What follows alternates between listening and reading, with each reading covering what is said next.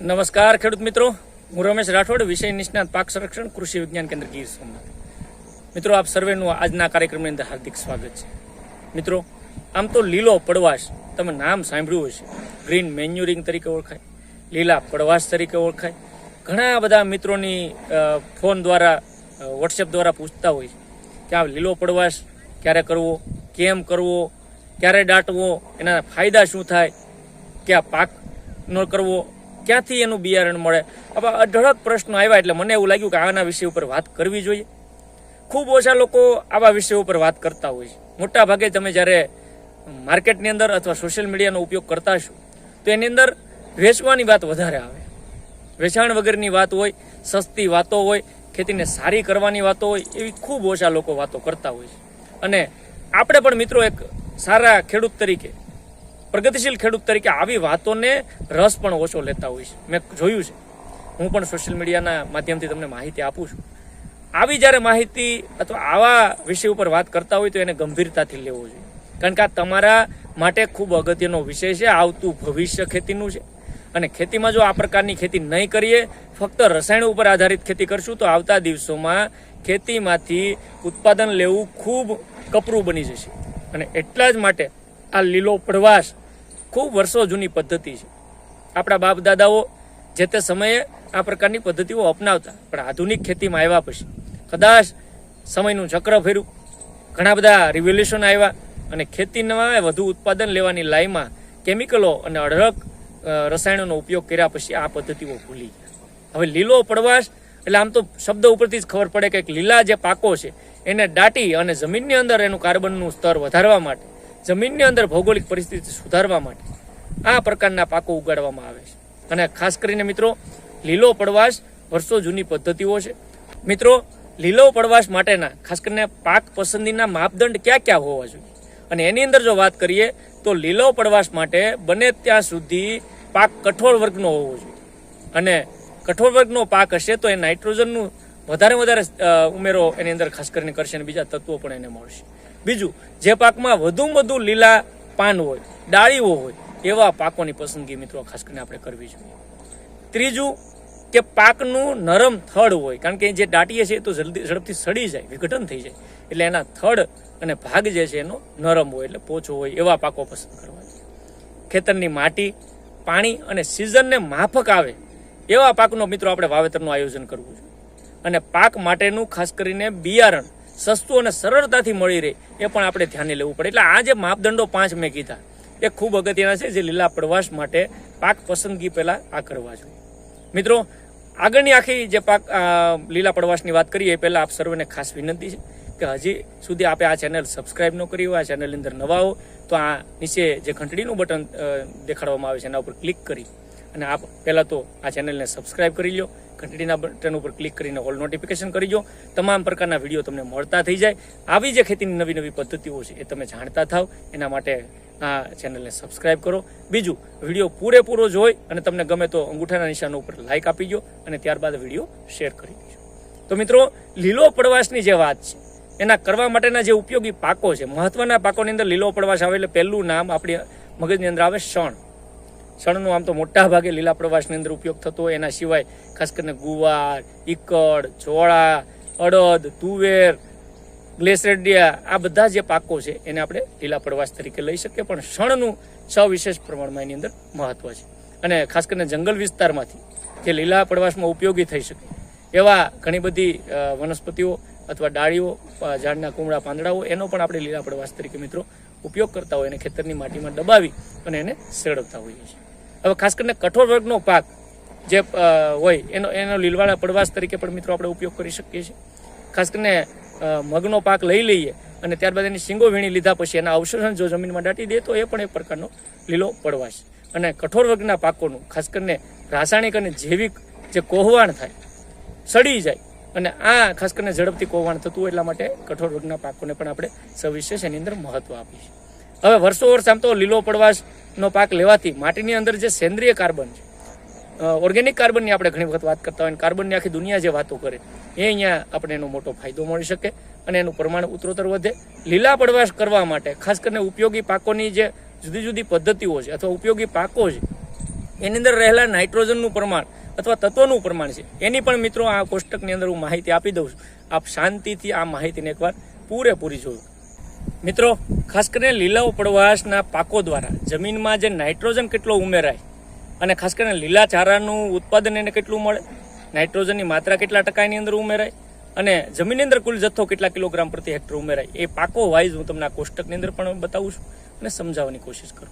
પહેલો પાક લઈએ શણ. તો શણ ખાસ કરીને લીલા ચારાનું જે ઉત્પાદન કરે ક્વિન્ટલ પ્રતિ હેક્ટર જો આપણે વાત કરીએ તો 190 ક્વિન્ટલ પ્રતિ હેક્ટર શણ દ્વારા લીલા ચારો એની અંદર ઉત્પન્ન થાય અને એમાં જે નાઇટ્રોજનની માત્રા છે એ 0.43% નાઇટ્રોજન રહેલો છે અને જમીનની અંદર જે કુલ એનો જથ્થો ઉમેરાય એ 81.7 કિલો પ્રતિ હેક્ટર એટલો જે નાઇટ્રોજનનો જથ્થો છે આપણે જમીનની અંદર આ શણનો પાક 1 હેક્ટર વિસ્તારમાં કરીએ 100 ગુઠામાં તો એની અંદર મિત્રો ઉમેરાય. બીજો પાક છે ઈકડનો પાક, જેની અંદર લીલા ચારાનું ઉત્પાદન 180 ક્વિન્ટલ પ્રતિ હેક્ટર મળે, એની અંદર 0.42% નાઇટ્રોજનની ટકાવારી હોય અને જમીનની અંદર જે ઉમેરાતો કુલ જથ્થો છે તે 75.6 કિલોગ્રામ પ્રતિ હેક્ટર જમીનની અંદર એનો કુલ જથ્થો ઉમેરાતો. ત્રીજો જે પાક છે અડદનો પાક લઈએ, કઠોળ વર્ગનો ખૂબ અગત્યનો પાક, એની અંદર લીલા ચારાનું ઉત્પાદન 102 ક્વિન્ટલ પ્રતિ હેક્ટર છે. નાઇટ્રોજનની જે માત્રા છે ટકાવારીમાં એ 0.41% છે અને જમીનની અંદર ઉમેરાતો કુલ જથ્થો છે 41.8 કિલોગ્રામ પ્રતિ હેક્ટર જે અડદના પાકની અંદરથી મળે. બીજો આવો જ કઠોળ વર્ગનો અગત્યનો પાક મગનો, લીલા ચારાનું ઉત્પાદન એની અંદરથી 72 ક્વિન્ટલ પ્રતિ હેક્ટર મળે. નાઇટ્રોજનની જે માત્રા છે એ 0.53% છે અને જમીનની અંદર ઉમેરાતો કુલ જે જથ્થો છે એ 38.2 કિલોગ્રામ પ્રતિ હેક્ટર. એનાથી આગળની વાત કરીએ તો ગુવારનો પાક છે, જેની અંદર લીલા ચારાનું ઉત્પાદન 180 ક્વિન્ટલ પ્રતિ હેક્ટર મળે. નાઇટ્રોજનની માત્રા 0.43% છે અને જમીનની અંદર ઉમેરાતો કુલ જથ્થો જે કિલોગ્રામ પ્રતિ હેક્ટર જોઈએ તો 77.4 કિલોગ્રામ પ્રતિ હેક્ટર. એનાથી આગળ ચોળીનો પાક છે, એ પણ એક લીલા પડવાશ તરીકે પાક લઈ શકાય. જે ચોળીનો પાક છે એની અંદર લીલા ચારાનું ઉત્પાદન 135 ક્વિન્ટલ પ્રતિ હેક્ટર મળે. નાઇટ્રોજનની માત્રા 0.49% છે અને જમીનની અંદર ઉમેરાતો કુલ જથ્થો છે એ 66.2 કિલોગ્રામ પ્રતિ હેક્ટર છે.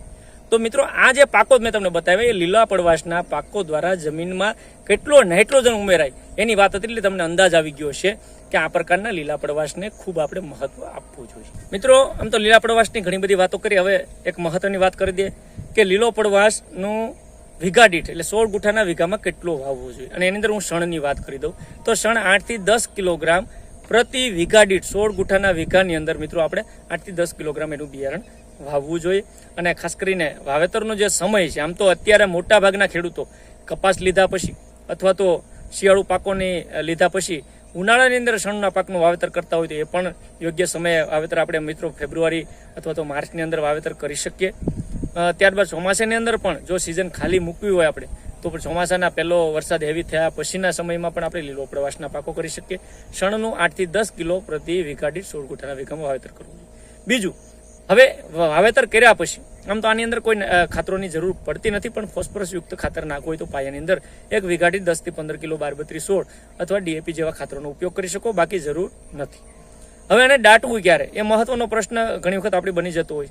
મિત્રો પાક આમ તો જનરલી 50-55 દિવસની આજુબાજુનો થાય અને ફૂલ અવસ્થાએ આવે 40-50% ની અંદર ફૂલ આવે ત્યારે એને રોટાવેટરથી અથવા તો ડીશથી આપણે દાટી દેવું જોઈએ.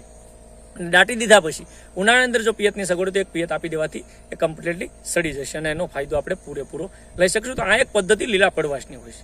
ખાસ કરીને લીલા પડવાશ કરવાના ફાયદા ક્યાં ક્યાં છે તો જે ભારે માટી હોય એને પોચી અને ભરભરી બનાવવાનું કામ લીલો પડવાશ દ્વારા થતું હોય અને રેતાળ અને ગોરાડું જે માટી છે એનું બંધારણ સુધારવાનું કામ કરે. જમીનમાં સેન્દ્રિય તત્વો જાળવી રાખવામાં મદદ કરે.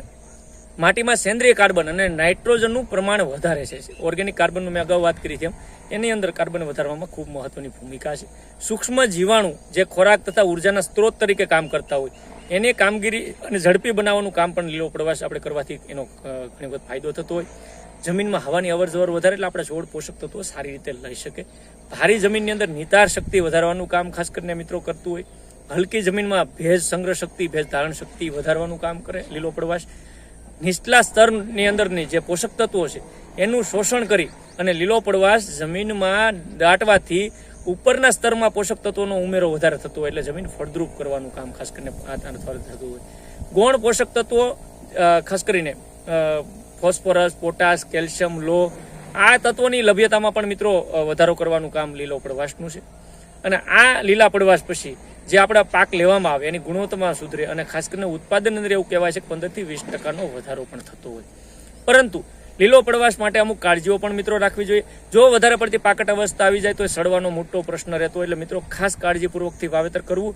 લીલા પડવાશના બિયારણ માટે ઘણી બધી સંસ્થાઓ, આપણી કૃષિ યુનિવર્સિટીઓ, આપણા સંશોધન કેન્દ્રો, ઘણા સહકારી સંઘો દ્વારા પણ મળતું હોય. પણ એની પણ કાંઈ તમને મિત્રો પ્રશ્નો લાગે તો મારા નંબર નોંધી લેજો. 95 58 29 48 58. આની અંદર મેસેજ પણ આપણા નામ ગામ લખીને મેસેજ કરજો. તમારા નજીકના સેન્ટરનો પ્રયત્ન કરશું કે તમને કોન્ટેક્ટ આપી અને ક્યાંથી બિયારણ ઉપલબ્ધ થઈ શકે. પણ મારી ખાસ વિનંતી છે કે વર્ષે અથવા 2 વર્ષે એકવાર લીલો પડવાશ જો કરવામાં આવે અને 1-2 વીઘા 3 વીઘામાં ટ્રાય કરો, તમને ચોક્કસથી જે રાસાયણિક ખાતરોની અત્યારે આપણે લાઈમાં આગળ ખેતી કરી રહ્યા છે એમાં થોડુંક આની અંદર ફાયદો થશે અને લીલો પડવાશ એક જમીન સુધારણા માટેનું ખૂબ અગત્યનું અંગ બની જશે. તો આની અંદર કાંઈ પણ પ્રશ્ન હોય તો મિત્રો મને કોમેન્ટ બોક્સની અંદર અથવા કોન્ટેક્ટ નંબર મેં જ્યારે આપ્યા એની અંદર કોન્ટેક્ટ કરી શકશો. આજના વિડીયોની અંદર એટલું જ. ફરી પાછા મળશું નવા વિષય સાથે, નવી માહિતી સુધી. ત્યાં સુધી મને રજા આપશો. આપ સર્વે મિત્રોનો પૂરેપૂરી માહિતી જોવા બદલ ખૂબ ખૂબ આભાર. ધન્યવાદ.